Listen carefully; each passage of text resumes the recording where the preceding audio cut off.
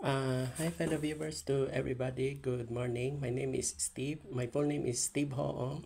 I'm the owner of this video account in this respective website, youtube.com. By the way, to all viewers, lalo na sa mga OLA victims, may good news po ako. Kung halimbawa hindi kayo makapanood sa aking youtube.com na video account, meron ito sa aking facebook.com, no? By the way, ang aking FB account is Steve Hoong, then tip. Tapos may blue check. Ibig sabihin meta verified. Pag meta verified, ibig sabihin original account yan, official account.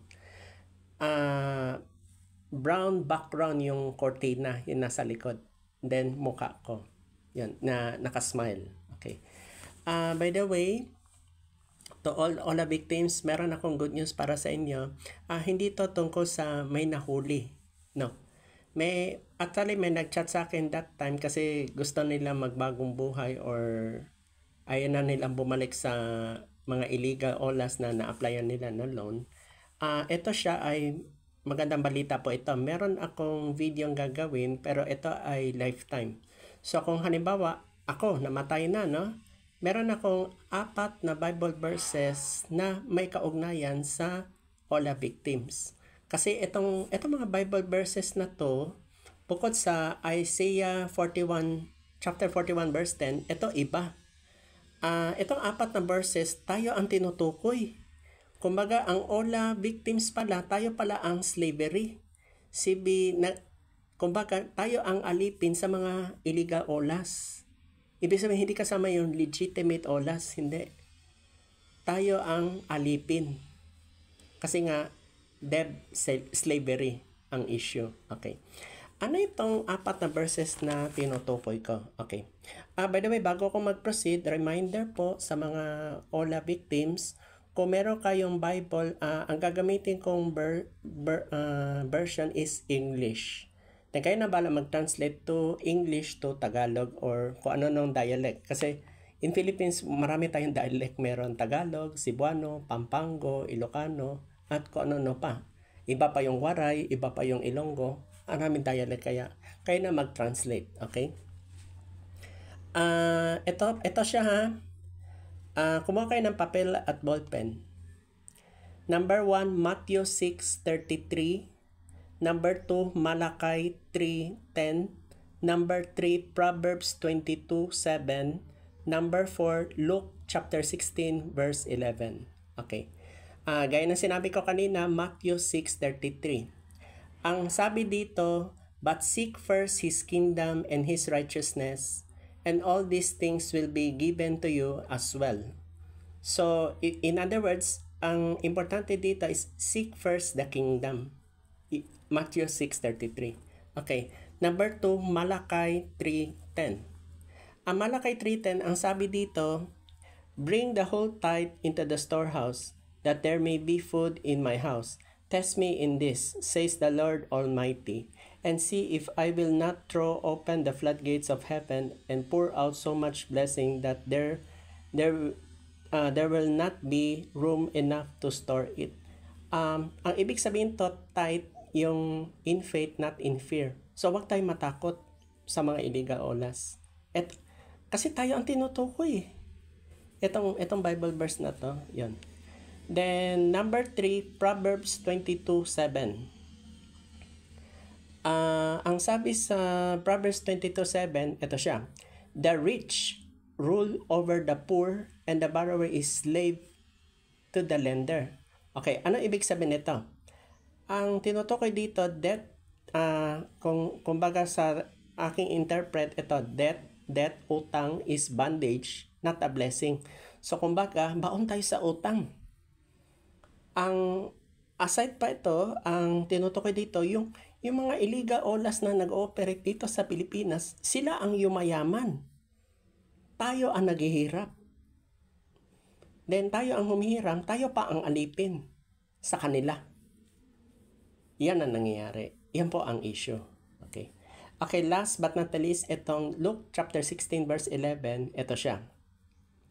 So if you have not been trustworthy in handling worldly wealth, who will trust you with true riches. Malalim to. Ang ibig sabihin nito, steward your finances like a manager, not an owner. Kumbaga, kung makaalis, ibig sabihin to, kung makaalis tayo doon sa kanila, halimbawa wala na tayong utang, tayo ang boss. Kasi ang nangyayari ngayon, ito, sila ang boss, tayo ang alipin. So, kailangan tayo na ang boss, alis na tayo doon. Ang tinutukoy ko yung mga illegal olas, labas na tayo dyan. Tayo naman ang magiging boss. Tayo naman ang magsisave money. So, itong Bible verse na to, malaking benefit. Itong video na ito, I'm gonna tell you, my fellow viewers, ang laking advantage. Baka magtanong kayo sa akin, what do I gain in this video? Malaki. What do I gain in this video? Not, aside from me, my fellow viewers, all the victims, makinig. Aside sa ako, lahat tayo, may kita tayo dito sa video nito dahil pag nakaalis na tayo dyan sa baon sa utang, tapos nag-save na tayo by our own na hindi tayo humiram sa kanila, malaya na tayo. Maliwanag Tingnan, balik tayo sa Proverbs 22:7. The rich rule over the poor and the borrower is slave to the lender. So, ang solution dito, kailangan huwag na tayong magpakahirap. Kasi ang lumalabas kasi tayo nagpapakahirap sa kanila. Sila ang yumayaman. Ngayon, kaya ko sinabi tayo mag-save money, we need to save money by our own na hindi tayo naghihiram sa kanila. Kasi yung interest, isipin mo, bigyan ko ka example, 40%. Ang 40% ba, kaya ba natin bayaran hanggang ending? Kung wala na tayong pambayad, ano ending? Kawawa. So, habang maaga pa, my fellow all the victims, habang maaga pa, we need to save money. Yan lang. We need to be, at first we can say, we can escape to the OLA payments. We can escape for freedom, financial freedom. Kasi andito ang lesson na learn ko is, we must have financial literacy to educate ourselves. Diba? Pag-aralan natin, paano tayo mag-ipon ng pera na hindi naghihiram sa illegal olas. Ang legit olas, okay, continue siya, pero illegal, no. Kasi makikita mo ang comparability, isipin mo, 40%. Pag legit, 10%, 4%, pero hindi 40%. 14% pwede pa, 15% pwede, basta ang terms mahaba. Kasi eto mga illegal olas, 7 days. Wala pa nga 7 days, naniningil na Diba? You try to observe. So, by the way, before I say goodbye, you can share this video virally. This is nationwide. Whole Philippines pa ito. Kung kayo OFWs na nabiktima sa mga online lending apps sa Pilipinas, pwede nyo i-share. Kasi itong Bible verse na to is para sa lahat. Yan lang po.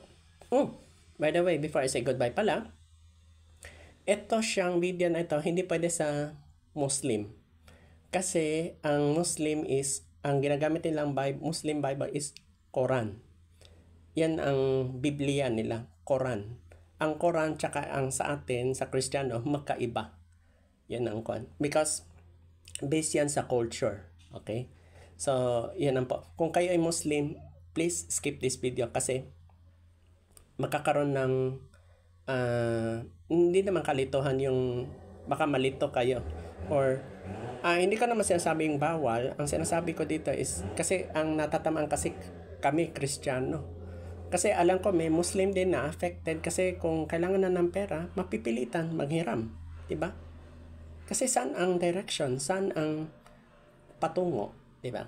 Okay. Thank you so much for listening this video. Good morning.